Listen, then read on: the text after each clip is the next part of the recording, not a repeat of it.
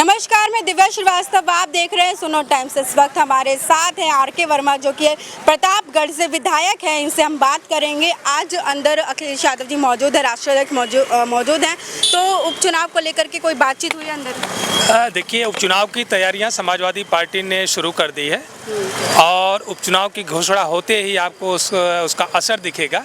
Samajwadi party उपचुनाव में लगभग 8 सीटें उत्तर प्रदेश की जीतने जा रही है। अच्छा, इंडिया अलायंस के साथ चुनाव लड़ना है तो सीटों को लेकर के कोई बातचीत हुई कि कितनी सीटों में? क्योंकि कांग्रेस लगातार कह रही है कि 5 सीटें हम मांग रहे हैं। मुझे नहीं लगता कि ऐसा कांग्रेस ने किसी ऑथेंटिक फोरम पर कहा होगा।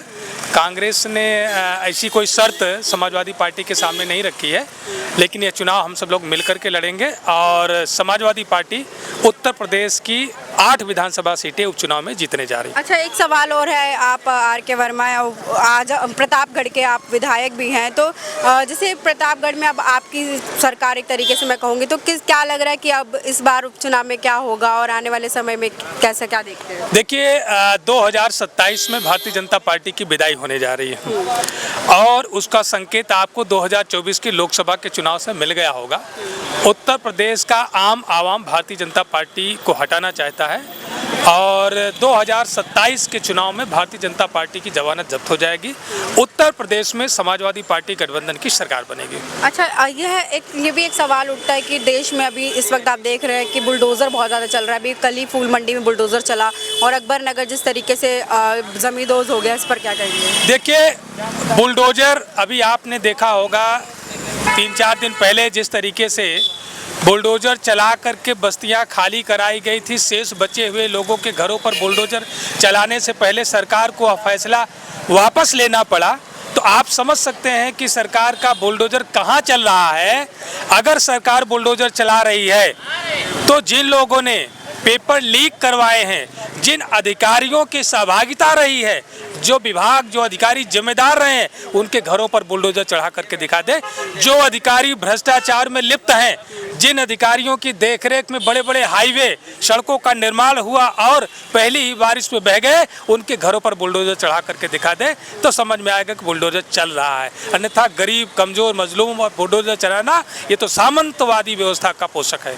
अच्छा, आज मौजूद रहे, अंदर क्या बातचीत हुई, किस चीज़ को लेकर ज़्यादा बात हुई? देखिए, अब सारी बातें तो मीडिया के सामने नहीं रखी जाती है, लेकिन आप ये मान लीजिए कि माननीय राष्ट्रीय अध्यक्ष जी दिल्ली से आने के बाद उपचुनाव को लेकर के गंभीर हैं और तैयारियों का निर्देश जनपदवार जहां जहां सीटें रिक्त पड़ी हैं, सभी पदाधिकारियों को, नेताओं को बुला करके चर्चा करके उनको तैयारियों का निर्देश दिया जा रहा है। विधानसभा चुनाव को लेकर के क्या तैयारी चल रही है, जहां भारतीय जनता पार्टी भी लगातार कह रही है कि इस बार चुनाव में नहीं हारेंगे, 10 से 10 सीटें उस उपचुनाव को लेकर के बोल रही हैं एनडीए? हमने कहा कि 10 में से 8 सीटें समाजवादी पार्टी जीतने जा रही है। 10 में से 8 सीटें समाजवादी पार्टी जीतने जा रही है, उसका गठबंधन जीतने जा रहा है और 2027 में भारतीय जनता पार्टी 100 का आंकड़ा पा जाती, ये बहुत बड़ी उपलब्धि उसके लिए होगी। अच्छा, क्या अहम मुद्दे रहेंगे इस बार चुनाव की? देखिए, जो मुद्दा हमारा 2022 के चुनाव में था, जो मुद्दा हमारा 2024 के लोकसभा के चुनाव में था, हमारे मुद्दे आज भी वही हैं। हमने पीडीए की बात करी, जो पिछड़ा है, दलित है, मुस्लिम समाज का व्यक्ति, जो अभी सत्ता में हिस्सेदारी उसकी नहीं मिल पाई, उसको सम्मान नहीं मिल पाया, उसको विकास में नहीं मिल पाया, ऐसे लोगों को विकास की मुख्यधारा से जोड़ने का अभियान समाजवादी पार्टी ने चलाया है और हम अपने उस मुद्दे पर कायम हैं। जातिवार जनगणना कराना, जो जातियां अभी तक सत्ता में अपनी भागीदारी नहीं कर पाई हैं, शासन प्रशासन में अपनी भागीदारी नहीं कर पाई हैं, उन जातियों की आबादी के लिहाज से उनको हम आरक्षण की सुविधाएं मुहैया करा करके उनको सत्ता के मुख्य धारा में लाने का काम कर सके। हमारा पुराना एजेंडा किसानों की फसलों का न्यूनतम समर्थन मूल्य हमारा एजेंडा रहा है। जो बेहद गरीब लोग हैं, मनरेगा के मजदूर हैं, हमारी पार्टी की घोषणा पत्र में भी शामिल रहा है कि उनकी हम मजदूरी 400 रुपये करेंगे।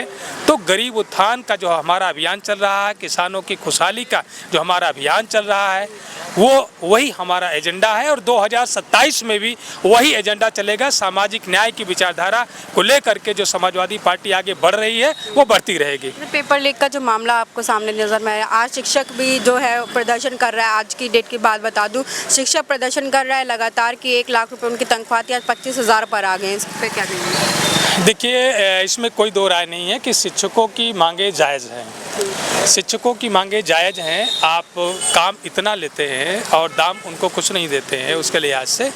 और बहुत सारे शिक्षकों के विभाग में आप समझ सकते हैं कि उसके अलावा उनको कोई और जरिया नहीं बन पाता है।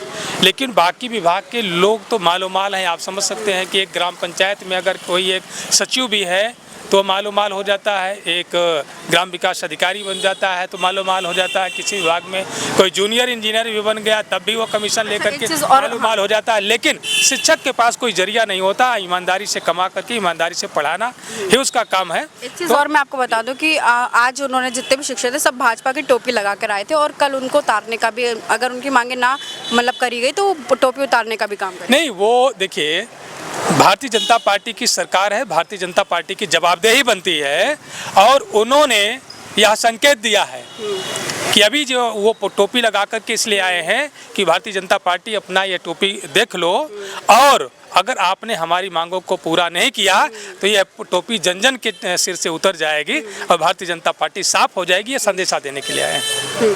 अच्छा, ठीक है। देखिए, हमारे साथ है आर.के. वर्मा, जिनसे हमने बात करी, जो कि प्रतापगढ़ से अभी विधायक है। अहम मुद्दों पर बात करी, शिक्षक जो परेशान है उनको लेकर के बात करी। आपको बता दें कि लगातार जो देश में चल रहा है, जैसे कि अभी हमने बेरोजगारी को लेकर के बात करी, इसको लेकर के उन्होंने कहा कि उपचुनाव जो है इस बार समाजवादी पार्टी जीत रही है, इंडिया अलायंस जीत रही है, 10 की 10 सीटें उपचुनाव में आएंगी। बने रहे सुनो टाइम्स के साथ, मैं दिव्या श्रीवास्तव। धन्यवाद।